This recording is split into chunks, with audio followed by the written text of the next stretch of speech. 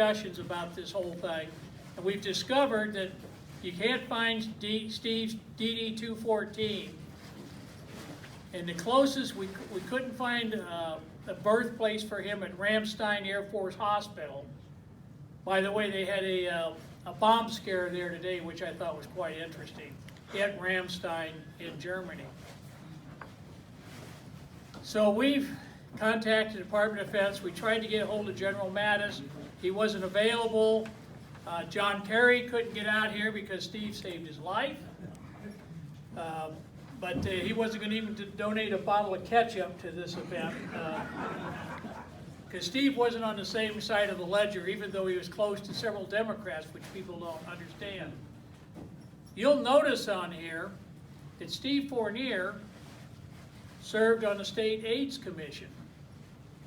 A lot of you in this room will say, what the heck's that all about? But he was running his mouth in the Capitol one day, and the speaker was standing there, and Willie Brown says, who in the hell is that guy, Novey? I said, that's Steve Fournier. And so he contacted me later. He says, I want to put him on the State AIDS Commission. And most of us, like Char's husband or somebody else, would say, I don't think I'll go to that. But he dove into it with passion and put a lot of effort in. He challenged most of the psychologists and psychiatrists. I'm trying to think of who's here today. That Bobby Jackson came in with Steve, Jay West. As you notice in the history of Steve Fournier, he went into the Navy, graduated from Ramstein Air Force Base first. Right after he went into the Navy to go over and fight communism or whatever. From the Navy, he got out and went to Nampa State Hospital. Jim Brown did confirm this for me yesterday. He was not a patient. He could have been. But he wound up being a psych tech at that facility. From there, he went to Vermont. In Vermont, he became, believe it or not, a state trooper.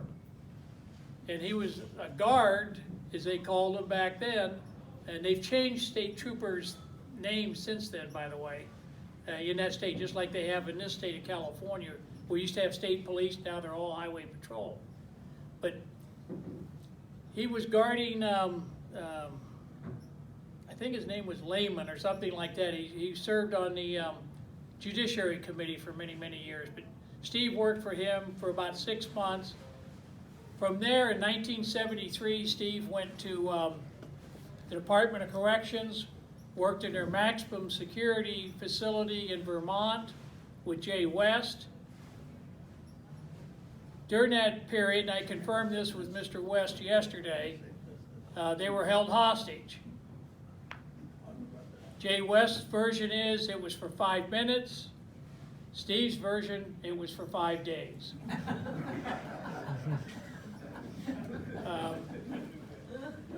I know his son's getting a kick out of that because, you know, they call those people raconteurs.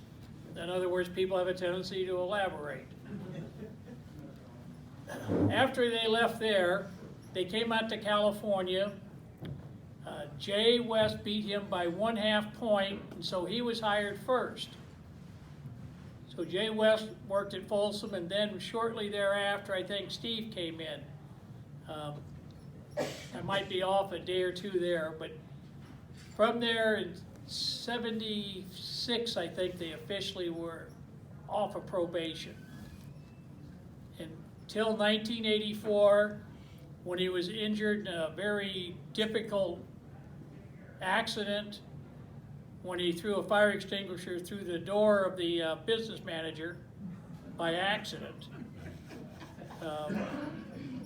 And he had a heart condition as a result of that, not the business manager, Steve. Subsequent to that, he aided a family in the Bay Area on a victims issue at California Medical Facility, and I think he dealt with Charlie Bennett's supervisor, better known as Ward Niles, and so he was hired by the Crime Victims United as their executive director. He served in that capacity for about 5 years. Larry Corby's magazine, The Peacekeeper, as highlights of the growth of the Crime Victims United, their formation through Steve Baker and Harriet Salerno of a Victims Political Action Committee. And it was the best thing that ever happened to the field of corrections, and Steve knew it. I think we all knew it, and other law enforcement couldn't do that because we identified with the victims because we saw who the perpetrators were, and we understood how the game was played, how people were mistreated. Just like that 13-year-old girl that was discovered today in Wisconsin. From there, Steve became basically, after he left the victims group, he became, as I put it in this flyer here, a dilettante in the Capitol. In other words, he hung around and had free lunches on the 6th floor of the Capitol for about 10 years, and then he retired. And he went between here, Idabel, Oklahoma, here, Idabel, Oklahoma. Halfway through his retirement, his father passed away, Al Fournier, who went up the rank. He was I think a senior master in the Air Force, and he was very lucky. He bought a large piece of land in Napa and developed champagne grapes, became quite wealthy. I was fortunate enough to be in Mr. Fournier's house, not Steve, his dad's, down in Napa. And it's a beautiful place, and racks and racks of wine surrounding you in your own bedroom, which was kind of neat. There's people in this room I wouldn't invite into that house because I guarantee you those bottles of wine would have been disappearing off the shelves. So, what? Oh, yeah. That's my wife over there saying, probably cut it off.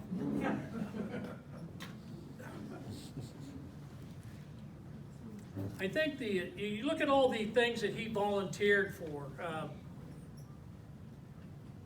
course, the VFW here. He was a life member of the American Legion. And by the way, today is the 100th anniversary of the American Legion.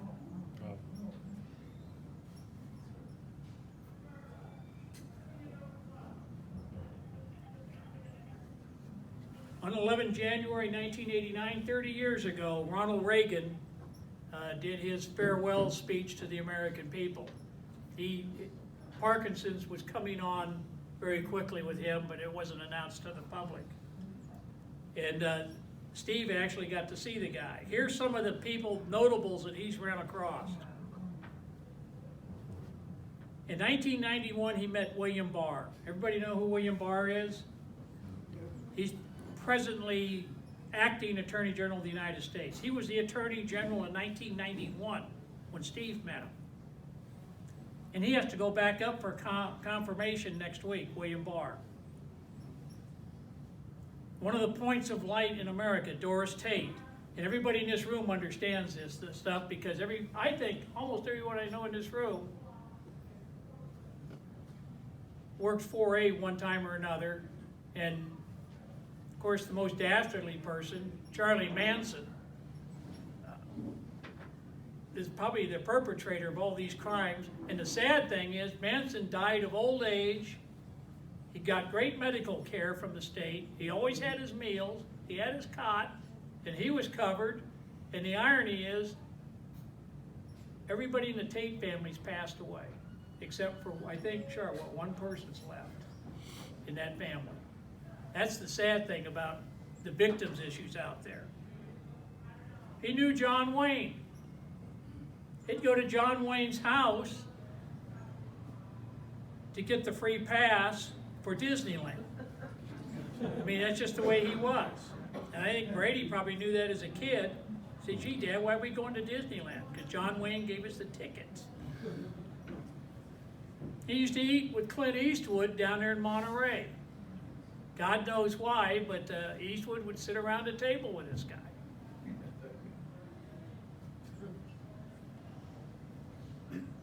This is a story told to me by Frank Gifford. Glenn, wife, several other people that were in this room here were at an event in San Francisco saying no to drugs. And Nancy Reagan was the host.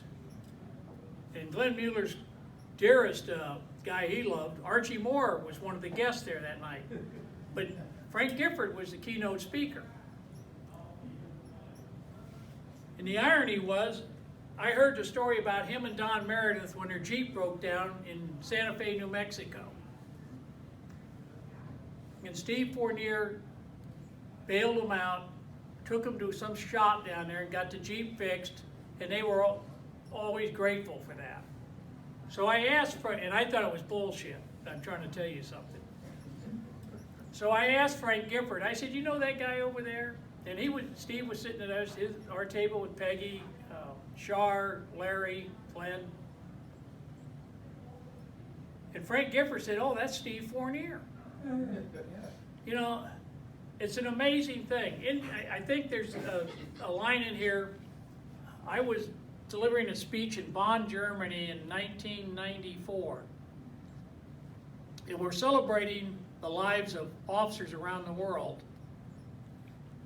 And I was getting ready to give my speech, and Lance Corcoran, who was an executive in the organization I belonged to once, I can't talk about him in public because we have an agreement not to talk about each other, and that's just the way things turned out. But anyway, Lance came up to me and he said, Don, we just came back from Patton's grave. And I said, what in the hell were you? That's in another country. And it's about 195 miles from Bonn, Germany. And Steve drove this caravan of 2 vehicles with about 10 people to George Patton's grave in Luxembourg. And it just tells you he knew where the bodies were at. I mean, he knew where Grant's tomb was at. Grant was in the tomb, stuff like that. But he actually, you could give him a calling somewhere, and he's almost like an encyclopedia when it comes to roadways, because the guy spent half his life driving, and he had access. And it had been like 25 years since he had been to that grave. And it's an amazing thing to see somebody, you know, because over there you not only have autobahns, you have autopistas and you have autorutas. So I just thought it was some pretty interesting stuff to his background. He knew Jack Anderson, probably the most well-known columnist. He's the modern-day version of whoever CNN or MSNBC or Fox has out there. But I was to address a public safety issue in Washington, D.C., and I was to meet Jack Anderson and do this show with him, and he drove up with his driver, Steve Fournier. But they knew each other real well. Jack Anderson's house was on the 14th hole at Congressional Golf Course. We go out to his house before we go to the show. Jack Anderson walks out his backyard. And, Carol, you have to live with this. And he goes out there and he starts talking to the President of the United States, Jack Anderson. He has Steve with him. And it was Bill Clinton, a man that could really keep score.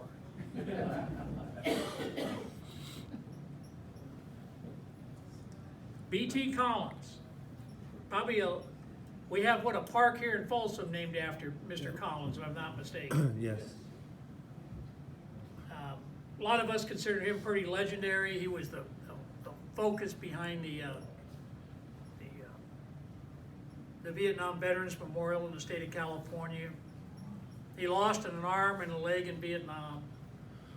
One of our union lobbyists wound up being his girlfriend. She got so upset at him one day, she threw his leg out the front door. And some of us in this room know who she is. But on the Democratic side, he was very close to Joe Biden and his son, Bo Biden, the Attorney General of Delaware. Bo Biden received the Silver Star, and I don't know if he got a bronze. We got another heavy medal over in the Afghan war. later became the Attorney General of the state of Delaware. Had a great career, rising career. Died at the age of 48 of cancer. Matter of fact, it stopped Joe Biden from entering the 2016 presidential race. And the only reason I know that, I think Dennis Sexton sat on the Hillary Clinton for President committee that year.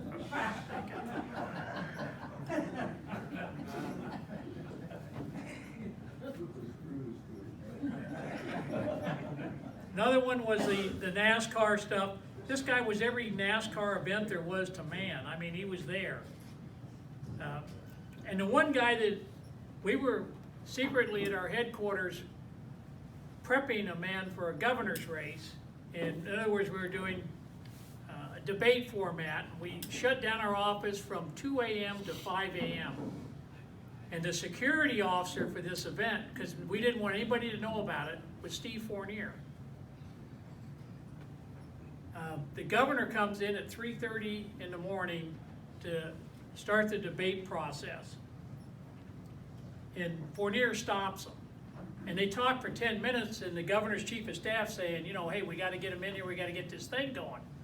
Because Channel 13 is right next door. Nobody knows what's going on, but you got 3 highway patrol cars in our parking lot. You know, they can figure that out.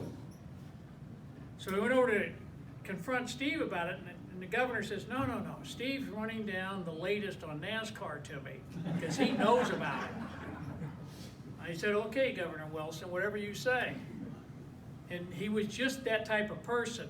So I called Governor Wilson last week, and he gave me a fairly long epitaph on Larry Corby, who he knew pretty well. But this one line he had for Steve I thought was quite telling. Steve was a man who had an appetite for the struggle of life. In other words, he didn't mind sitting in a big pile of shit and dealing with it. That was just the way he was.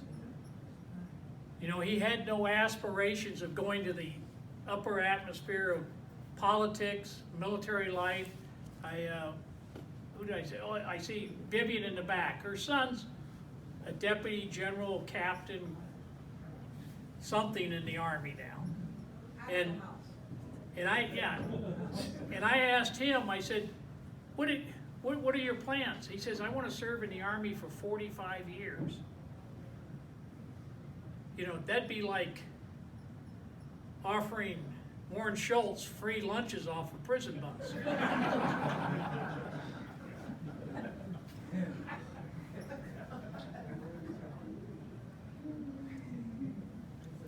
The Pete Wilson story, Pete Wilson would have never got elected governor if it wasn't for Steve Fournier. And if you don't believe me, you could have asked him. It was 2 weeks out from the governor's race. Dianne Feinstein, your beloved senator from this state, and Pete Wilson were in this fight for the leadership of the state of California. And he would have to give up. He could have stayed on as senator for the next 25 years, but he wanted to govern. Marines are that way. They think they're always in charge. So Pete Wilson wanted to govern. We were doing the first ever in the history of the United States public safety $1 million political action election process at that time. It was unheard of. We had $1 million in the last 2 weeks of that campaign that was going to go out on TV. It was like 91 commercials across the state of California, and we were just going to blast it and take Feinstein out of the box. Nobody knew about it. Matter of fact, I had Steve deal with a polling company for the Democratic Party. We had them do a poll for $25,000 from Los Angeles to San Luis Obispo to San Francisco. But we weren't going to do any stuff in those areas. But that firm, once they found out we endorsed Wilson, they sent us back the $25,000. But I know what they did. They told Feinstein, hey, Novey and those guys, that guy they sent over here, that bearded guy, that Fournier guy, he said that they're gonna do here, this whole thing on the coast. We went just the opposite. We went down the valley. And it kind of surprised them all. But the whole thing was based upon a tomato pizza. At 4:30 in the morning, before the governor's race was going to kick off the last 2 weeks, we did the final review on all the commercials. And the main commercial had a roll of 35 law enforcement groups endorsing Wilson for governor. And we looked around the room, we checked everything off like you're going into a new prison. And one group stuck out, the Kern County Public Safety Officers Association. And we looked over at Steve, he says, oh yeah, they're in. Well, do we get anything in writing? It's like asking Steve to use a camera. There's no film. Steve said, don't worry about it, I got it covered. The next day we shipped out to 25 TV stations in California these commercials. First commercial goes up. ABC Los Angeles calls the Wilson campaign, says, there is no Kern County Police Officers Association. Who in the hell are these rinky-dink guards out there doing these commercials? Well, we figured it all out. We went back to work that night, tune of another $32,000, whatever the hell we spent to get new commercials done. And it went well. And afterwards, Wilson said, Steve's still my guy. We all make mistakes, but he went out and I think he personally got 5 or 6 groups. But that wasn't the point. In politics, especially today, you make one little mistake, you're in trouble. You ever notice they knock you down, even if you intend to say something right? It isn't what you say right, it's just because you're the enemy, I guess. But you know, Donald Trump. Well, I thought the interesting thing was I was looking at a review of the 1980 Winter Olympics at Lake Placid, and the Russian ice hockey team, the best in the world, that won 4 straight Olympic gold medals, was training at the Trump Ice Rink in downtown New York City. And I saw that in the background. I said, I'll be darned. You know, it's a kind of a strange thing, but that's what life is.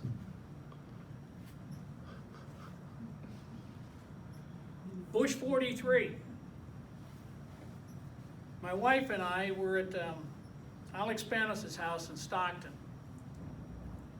You know, the guy that used to sell cheese sandwiches to laborers working the asparagus field, mostly Filipinos, if I'm not mistaken. As a kid, I lived down there when my dad had a helicopter unit in Stockton. And the irony was that we're at Spanos' house waiting on the President of the United States. Up comes the head of the Republican Party, John Harrington, Jim Bolte, the chief of the party in the Senate, Governor Wilson, they're all there. And I look around, the car pulls up, and they have these other, like, high security cars, Secret Service, whoever. But driving the president was Steve Fournier. And Carol said, what the hell's that all about? I said, hell if I know. But him and another officer, they needed somebody that could get directly from Monterey to Stockton without being interrupted or any press. And Jim Brolte looked at me and I said, well, I don't know. And Steve was standing there. He said, I can do it. And I didn't pay any more. It was like 2 weeks before. And the next thing I know, he's driving them up there. Just the type of person, I mean, he didn't seek anything. I think my wife got like, she had like from paper napkins to pencils, she had like 16 different autographs from the president before he got to one person in there. But Steve, I mean, it was just the pleasure of driving up the valley. John Kerry. Now, you're going to have to stick with me on this one. We were at a party, Christmas party in the Capitol many years ago, and we just did an interview with Mike Wallace, who absolutely, I think, skewered Eddie Myers on national TV. It's kind of sad. It ruined the guy's career, and he was a real good warden and manager. So we're sitting there with Steve, and we all know that he gave up alcohol. And he hasn't drank alcohol for, what, 30 years? Yeah, my whole life. Yeah. Yeah. I think he gave it up when you were born. Yeah. Yeah. And he said, oh my God, I got to raise this kid. I'm not going to ever drink again. Whatever your dad said. You're right. But anyway, he was telling us, you know, because Mueller would tell him about some rice paddy in the Mekong Delta, and, you know, Larry Corby would tell him about going through one of these tunnel things, and they nicknamed the tunnel rat or some damn thing. So he gets all excited. He says, you don't know the whole story. We were taking 25 cases of Chivas Regal up to the Cambodian border, whatever the hell it was, something like that. And we had a firefight, and John Kerry was shot. And I pulled him out of the water and saved his life. Now that might have been a little bit of an elaboration. But there's 10 people in this room. Every time they've saw Steve Fournier since that date, about 25 years ago, we've all reminded them, how come we've never seen that letter from John Kerry acknowledge you saved his life? And he was just that way, but he did do 2 tours over there, and he did work those crappy jobs. He was not with those Swift boat guys, the ones that did the political campaigns. He wasn't with them. But he talked to them, which might have been a mistake on their part. But he was always wheeling and dealing that world. And another issue he was caught up in was the, remember the Willie Horton stuff in Dukakis' campaign for President of the United States? Well, he actually talked to the producer of that. But by the time Steve got through with it, Steve produced it. But it became the most significant ad for President of the United States at the time. Charlie, I'm trying to remind myself of which ones were the biggest. Instead of me running my jabbers here, because I'd like to have some other people. There's only one person here who started with him that eventful day, and that's Bobby. But Anthony, do you think we can click up that? And this is the best we can get. We can't get his DD-214. As you notice, we put in here, his place of birth is Area 51. For the people in here that were lieutenant or above that couldn't really read, I just pointed that out to you. Do you need anything turned off, Anthony? Or? I got all the lights right here. Okay, God, I can't believe you made Mueller move.